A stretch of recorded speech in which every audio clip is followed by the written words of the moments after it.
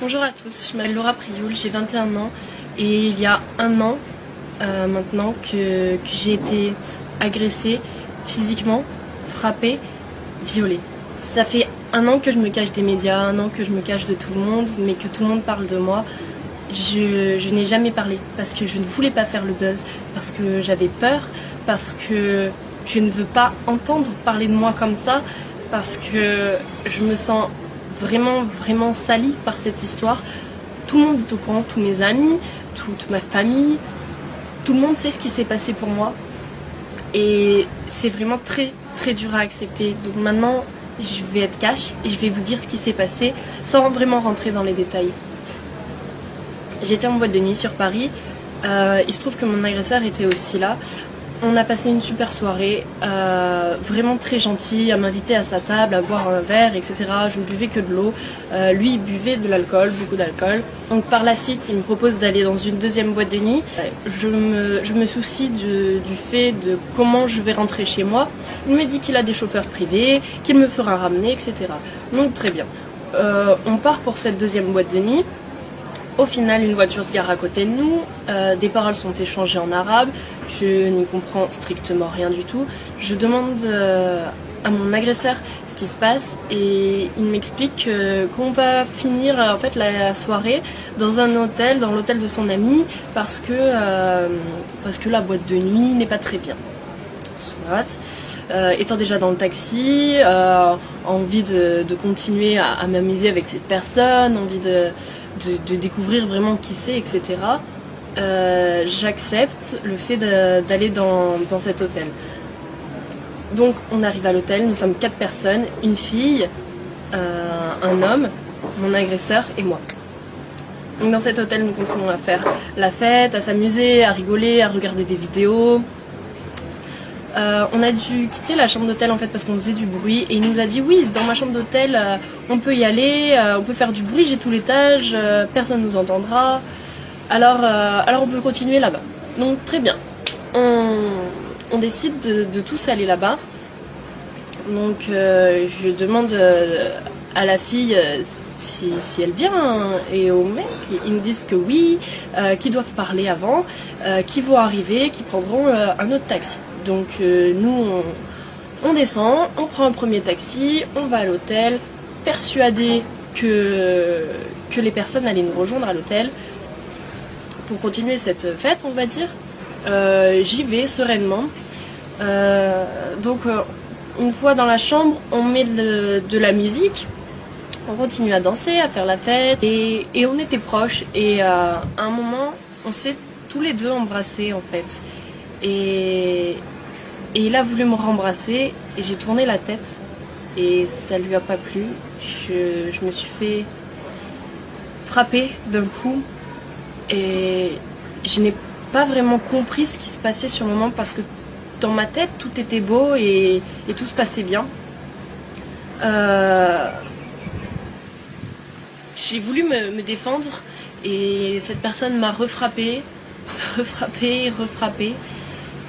Je n'arrivais rien à faire, rien du tout. Il était vraiment trop fort pour moi, sur moi, à me frapper. Et cette personne a fini par me violer. Donc après m'avoir frappé et violée, je me suis enfermée dans la salle de bain.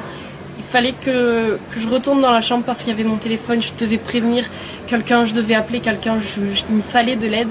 Je ne pouvais rien faire et je suis rentrée dans la chambre. Il se trouve qu'il était normal. Il me demandait mais pourquoi tu pleures, pourquoi tu t'es blessé, qu'est-ce que tu as fait, est-ce que tu veux de la glace. Il a appelé pour qu'on m'emmène de la glace. Vraiment très bizarre. Une autre personne complètement.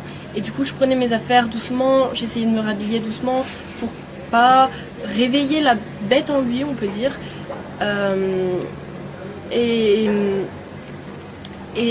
après avoir pris mes affaires, je lui ai regardé dans les yeux et je lui ai dit mais tu es un monstre, parce que je devais le dire et c'était vraiment très bizarre comme action, on peut dire. Et après lui avoir dit que c'était un monstre, il m'a poussé violemment sur le lit et a arraché mon vêtement qui était vraiment tout arraché. J'étais vraiment sans t-shirt. Il a essayé de me revioler en me touchant,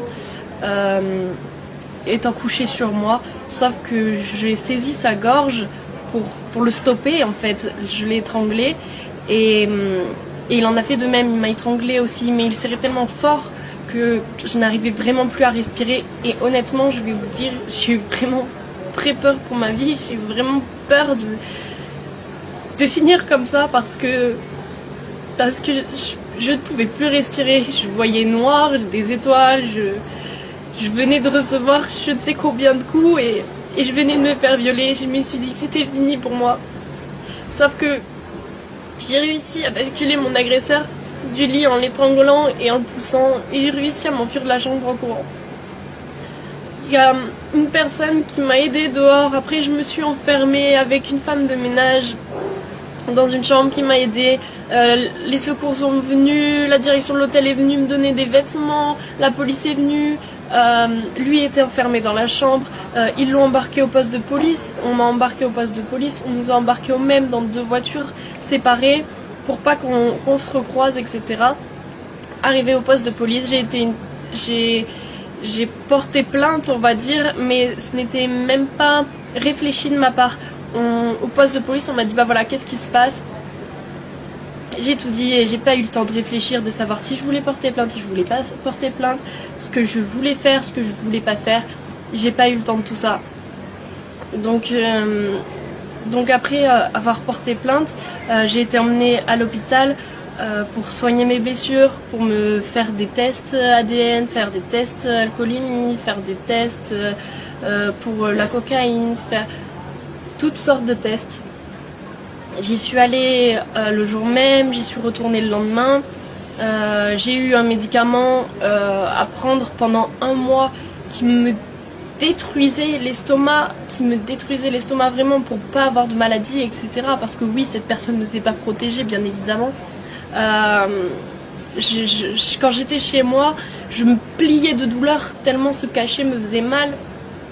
Et c'était dur. Je n'arrivais pas à le dire à ma mère. Parce que c'est trop dur de dire quelque chose de tel à sa mère. Ma mère qui a toujours voulu me protéger, qui a toujours voulu me mettre en garde, qui a toujours été là pour moi. Le fait de lui dire « Maman, j'ai été frappée, j'ai été violée », c'est juste pas possible pour moi. Je lui ai jamais dit ce qui s'était vraiment passé. Elle a lu toutes mes plaintes, elle sait vraiment tout ce qui se passe dans tous les détails, mais de moi-même, j'y arrive pas.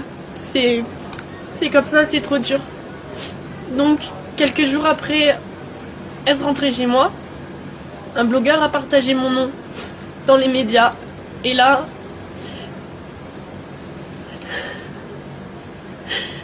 j'ai toute ma vie, on peut dire, qui s'est écroulée ce jour-là.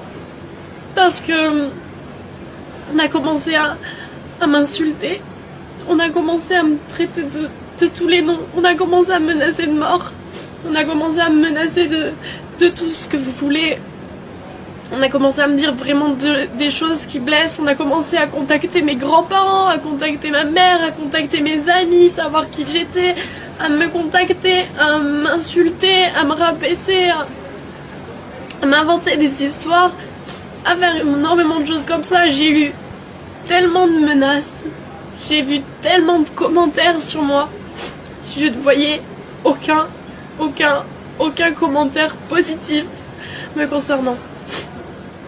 Énormément de gens parlaient, énormément de gens m'insultaient, mais personne ne me soutenait, à part ma famille et mes amis.